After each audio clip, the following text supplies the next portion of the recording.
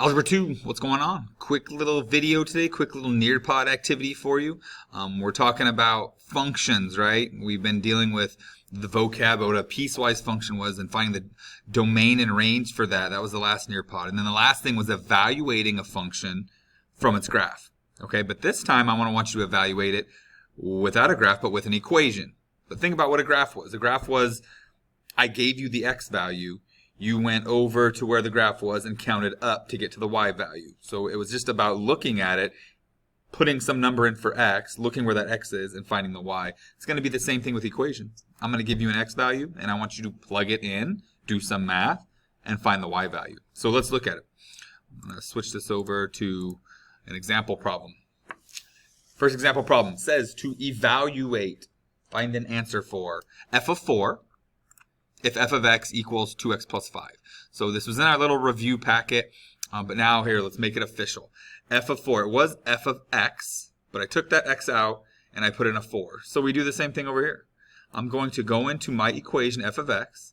I'm going to take the x out, and I'm going to put a set of empty parentheses in its place. Trust me on this, it will make your life easier if you do this. Put parentheses. Now in those parentheses goes what I'm substituting in for x. I want f of 4. I'm inserting a 4 into this function, and I want to see what it kicks out. Okay, so I insert a 4.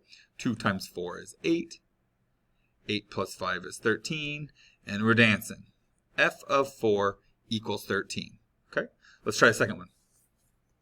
Next one says, a little bit trickier, but it's still the same idea. Evaluate f of negative 7. This new f of x. It's a different equation now. I should have called it g or something, but that's okay.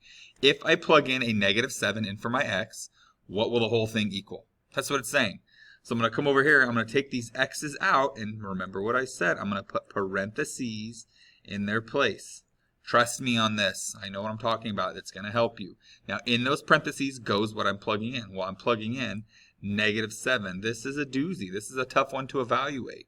Okay, I'm going to go through the steps, and then I'm going to show you a shortcut. We like shortcuts. Please excuse my dear Aunt Sally. Says to do exponents first. Negative 7 in parentheses squared is 49. Now, multiplication. Negative 2 times 49 is negative 98. 3 times a negative 7 is negative 21, and a minus 1.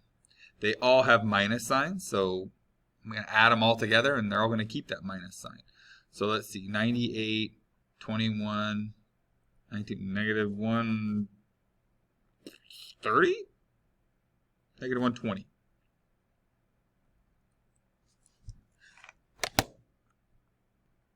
Yes, negative 120, definitely. Now here comes the shortcut we talked about.